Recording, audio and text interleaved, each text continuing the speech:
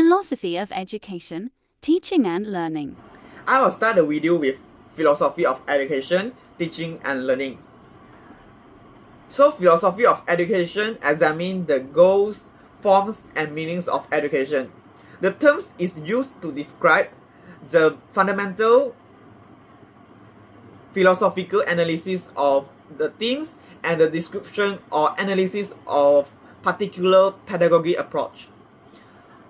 While teaching philosophy is a self-reflective statement of your belief about teaching and learning. It is 1 to 2 narrative that convey your core idea about being an effective teacher in the context of your discipline. Lastly, the learning philosophy is something that students can develop themselves. They may be constrained by a particular learning style, but they can certainly create their own learning philosophy. Summary of Task 1. Do you notice? Actually, Task 1 is relatable to what we learn in educational psychology under environmental factors that may affect each student's individual development.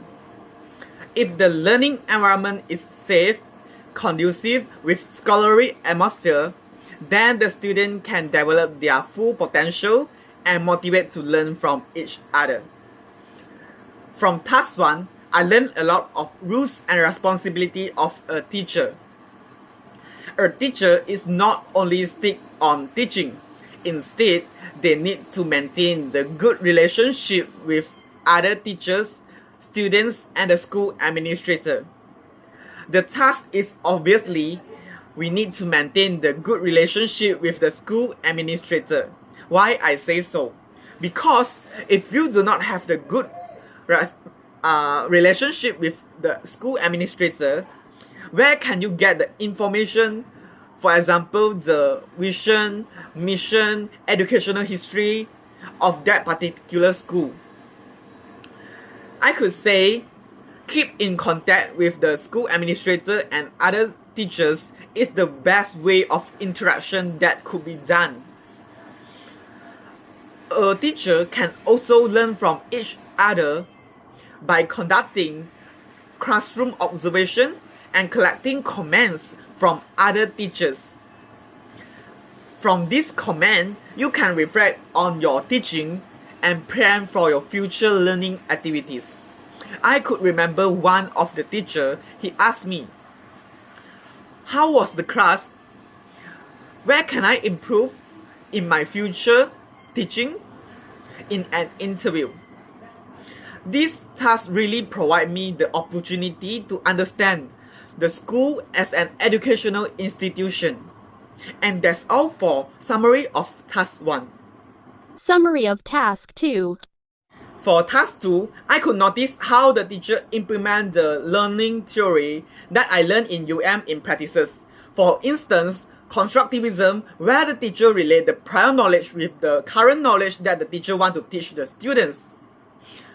This is the teaching approaches that is widely used by the teacher in the lesson. Mayer's cognitive theory of multimedia learning is also one of the teaching theory that is widely used by the teacher. This theory focuses on the design principle, include providing coherent verbal pictorial informations and guiding the student to select relevant pictures and words and reduce the load for a single processing channel. Usually, teacher will use Socratic questioning and discussion technique to guide the student to select the correct information. Throughout the lesson that I observed from the 4 teachers, I noticed they will use the questioning technique to engage their student. When they receive the wrong answer from the student, they will not give the answer directly to the student. They will use the Socratic questioning. For example, why do you think like that? Does there have any alternative way for this solution? To help the student and guide the student to the correct answer. This is what we call learning is facilitated but not spoon-feeded. Therefore, in future, I plan to have more activity that will engage my students. Because, as the saying goes, tell me and I forget, teach me and I remember, involve me and I learn. So I will not be the spoon-feeding teacher that provide a lot of information for my students to memorize. Instead, I will teach them learning how to learn technique, which I learned from the trend and issue in chemistry education course that emphasize on the interleaving, distributing practices, and lastly, using tests as the learning events. Besides, I will understand my curriculum very well first before I deliver the knowledge to my students. So, I will plan the lesson plan 2 to 4 weeks ahead from the lesson, and I will revise back this lesson plan 1 day before the lesson so that I am prepared for the lesson on the next day.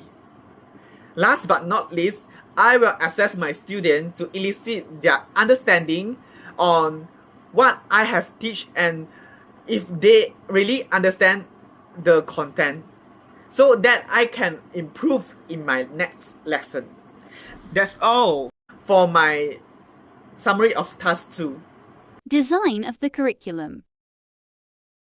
For curriculum, we will use DSKP as a guide, and the curriculum is designed to enable teachers relate the prior knowledge with the new topic. For example, we will approach the acid and base first before engaging the students with salt. This is because salt can be relatable to the neutralization process of acid and base.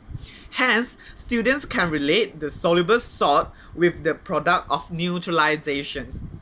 And then, further knowledge are constructed where they know salt can be classified into soluble and insoluble. Summary of Task 3. I always have the misconception that the school principal in the school have no function at all. They will sit inside their office and do nothing. But after I conducting task 3 with them, I realized actually the school principal have a lot of work to do. Same goes to other school administrator, for example, PK co-curriculum, PK HAM.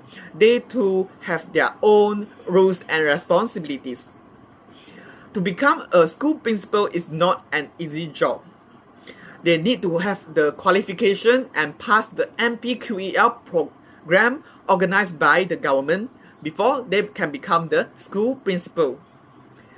After conducting the interview with 2 of the school principal, which is the SMK Brape and SMK JK Jitsin, I realized they actually have quite similar job scope for the school principal.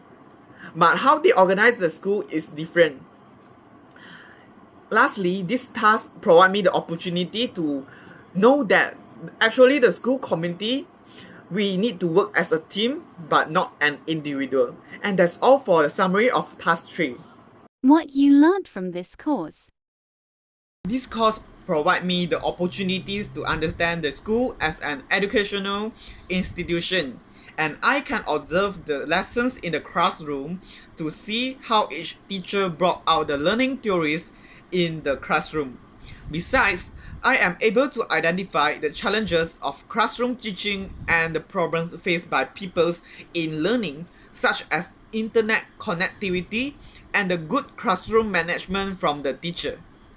Last but not least, I know more about the rules and responsibility of a teacher and will try my best to become the excellent teacher. The one good school practice that I want to notify here is we must always stay positive. Though the current situation are terrible, the teacher are still take the challenge and adapt the changes where the main driving force is their positive mind. This is what I think every teacher should have.